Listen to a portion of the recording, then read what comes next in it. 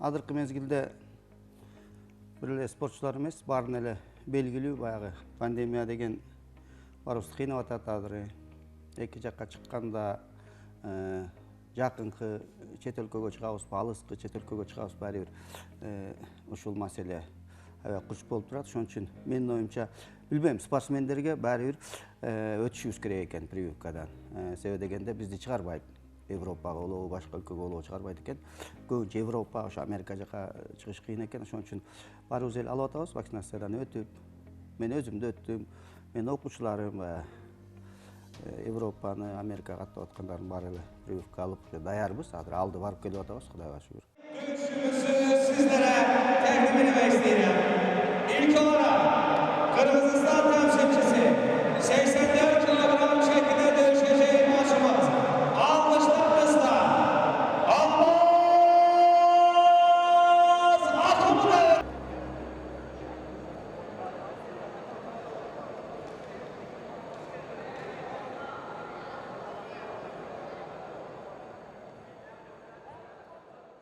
ФЧФ менен контракт 5 бойго болчу. Анан ошонун 4-өсүн аткардык. Буюрса эми бирөө калды да. Чакыруу кагазы Кадыров Бакыт экөөбүзгө келди. Анткени экөөбүздүн контрактыбыз бар да. Чет өлкөгө чыкчу талабы сөзсүз вакцина алыш керек экен. Анткени биз аэропортко барганда, мисалы аэропортко барганда эле ПЦР менен вакцина алдыңарбы деп сурайт экен да.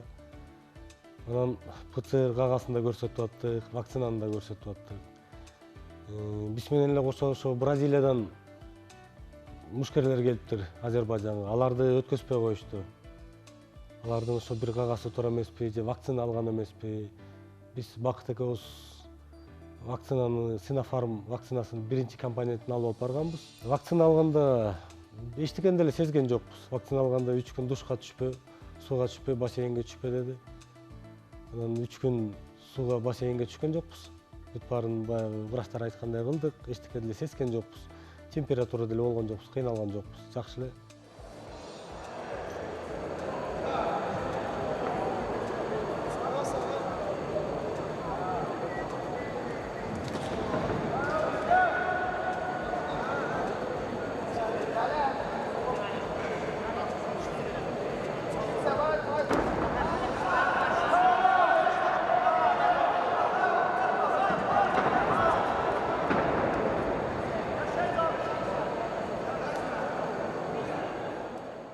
Бул ФЧФ деген организацияда уюм. Булар ММАдан да, грэпплингден да өткөрүп турат. Мушташтарын сеткадан, анан рингден өткөрөт да. Бакыт экөөбүз грэпплинг түрүндө катыштык да. Чемпионатка бир жыл катышпай жүрүп барганда деле кантип биринчи жолу чыгып аткандайбыз да. Менин каршылашым Жавид Амир Асламов деген мушкер болду. 24 жашта экен. Азербайжанда 1-2 турнирди утуптур. Грэпплинг түрүндө көрөштүк. Экөөбүздүкү 15 мүнөт көрөштүк. Экөөбүз биринчи раунд бири-бирибизди аңдыштык окшойт. 5 мүнөт экөөбүз кечке аңдыштык. Ал болсо мени аябай жаттап бүтүптүр. Бүт эле билет экен менин жөнүндө. Мен болсо аны чын айтсам ошо 1-2 эле күрөшүн көрдүм. Мындай деле аябай деле жаттай алган жокмун да. Анан мени аябай жаттаптыр. Мындай кирсем да болбойт, мындай кармасам да болбойт. Жеңил болгон жок. Анткени мен деле ошого даярданып баргам. Жеңил болбойт депчи. Анткени пандемия убагында эч жака чыккан жокпуз. 1 жылдан бери чоң турнирлерге чыга элек болчубуз, чемпионаттарга чыга элек болчубуз. Ошо 1 жылдан берки болгондагы сезилди окшойт. Ошон үчүн да көпкө созулуп кетти. Атаандашым аябай чарчап калды. Анан акырында билдим ошо. Эми көрсө кийин айтышты, ошо атаандашым мени чарчатайын деп ойлоптур да. Кичине баягы улуураак дедиби, кичине чарчатайын деп. Ошого аракет кылыптыр да. Мага чейин эле өзү чарчап калды. 15-мүнөттө мунуту ыкмасы менен утуп алдым да, удушающий артына чыгып.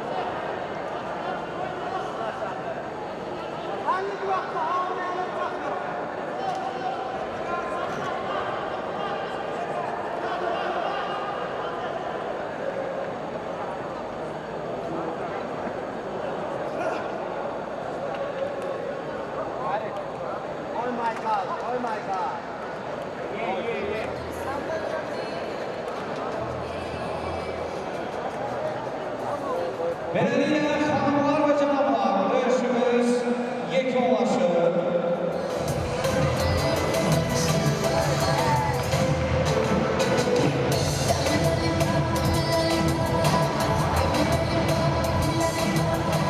Bu dövüşün galibi 84 kilogram şeklinde alkışlarınızla Kırgızistan temsilcisi Almaz Akul.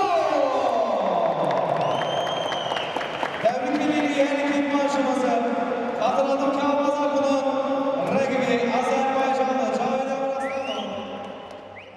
Алдыда жакында Турцияда Алпагуттан Евразия чемпионаты өтөт.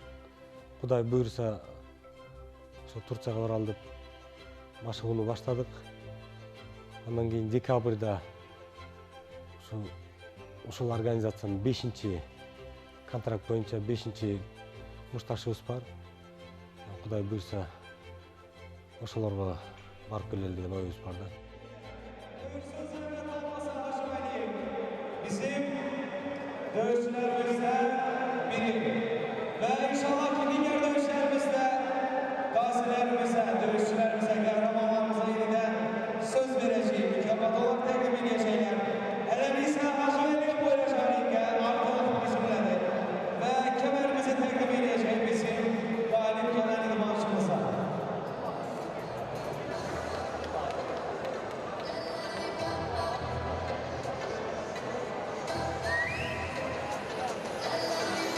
Alkışlayın galibi Kırgızistan temsilcisi Almaz Akul.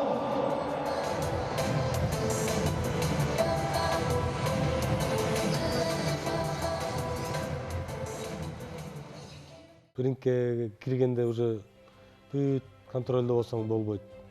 Бат эле ута калам, азыр бат эле муну жасап ийем дебеш керек да. Спортто сөзсүз утат, утулат, анан утулуп калса эле менден болбойт экен, менден чыкпайт экен деп спортто көбү чыдап салат да.